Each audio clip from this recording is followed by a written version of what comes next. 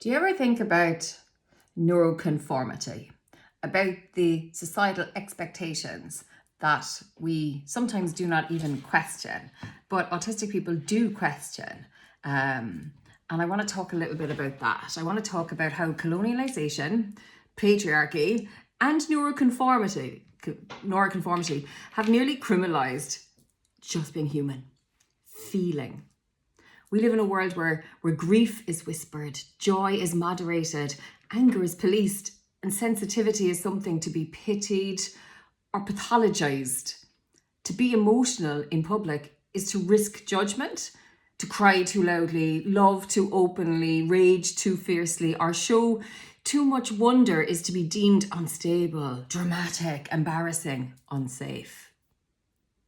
But what if I told you that this wasn't always the case? What if I told you that many of us have come from lineages where emotion was language, where grief was sung, where love was declared through ritual and repetition, and keening cries echoed over mountains?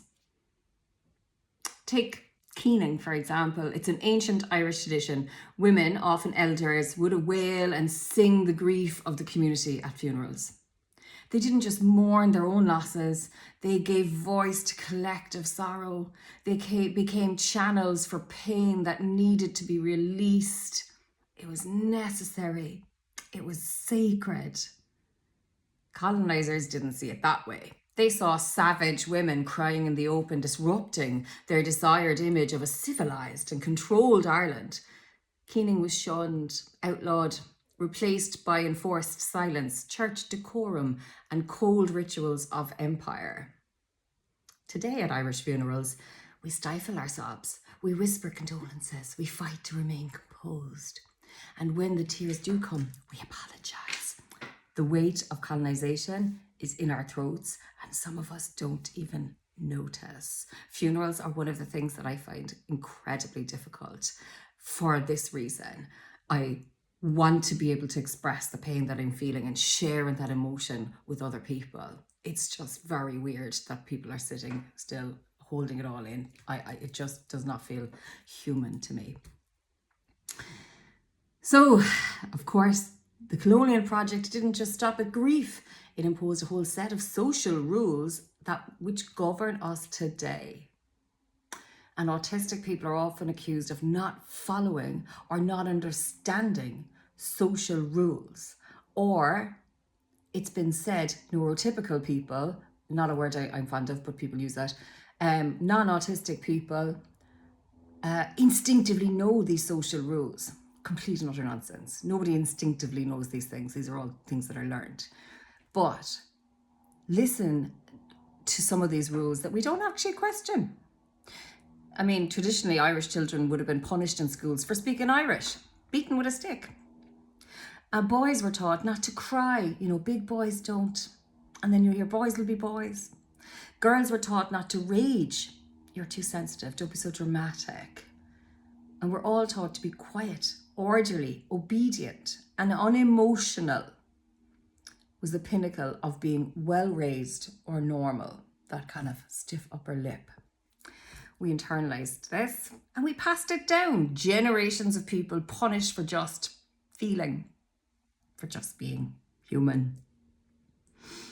And even now, when we see a child crying, when we hear someone speak loudly, when someone cries uncontrollably or stims in public, think about it. When you're out and something happens out of the norm where someone isn't just shuffling around and being quiet, everybody turns to look and often to judge.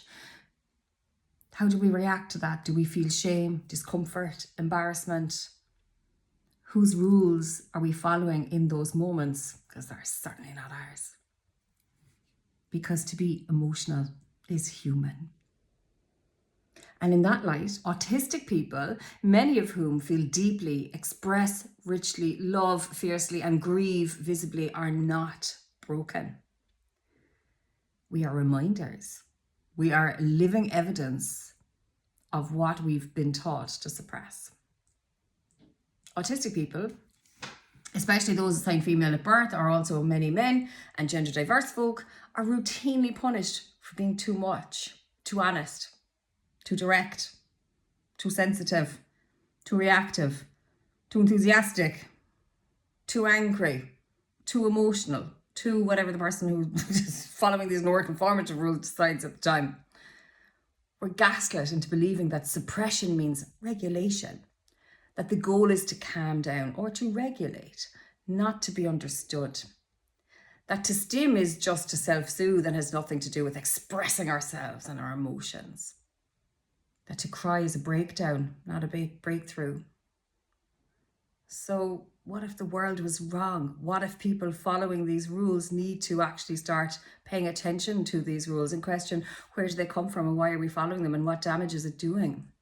What if our autistic instinct to move, to cry, to shake, to hum, to feel isn't pathology, but prophecy? Autistic people often hold emotional truths in our bones. We name what others try to ignore. We mirror back the injustice. We unmask the absurdity of a world where people pretend not to feel. And for that, we are punished. We are pathologized. Colonisation didn't just steal land, language, and lives. It stole our ability to be fully human. And we're still living with the rules it wrote into our social contracts. Don't cry in public. Don't be too loud. Don't show anger. Don't express too much joy. Don't make others uncomfortable. Don't be too much. Autistic people are always told we are too much, too intense, too direct, too loud, too honest, too emotional. But maybe we're just the canaries in the coal mine, pointing to a truth everyone knows but is too afraid to speak. That this system and all these nonsense social rules are actually killing us. Grief was never meant to be tidy. Emotions weren't meant to be silent. Healing was never meant to be pretty. We were never meant to be neat. We were meant to feel. We were meant to connect. We were meant to wail when something hurt and sing when something's healed. It's time to take back what was ours. Cry in the supermarket. Laugh loudly. Rage against injustice. Scream when you need to scream. Where do we go to scream in this society? Where do we go to scream? Screaming is a very normal reaction to living in a frustrating world. Where do we go to scream? Speak in your own language. If it's stimming, humming, rocking, drawing, swaying, or saying the same sentence over and over until it lands. We are the emotion outlaws. We're not sorry for feeling.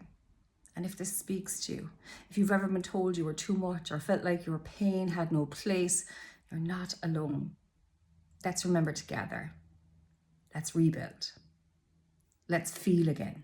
Let's start letting go of these non-conformative ideas.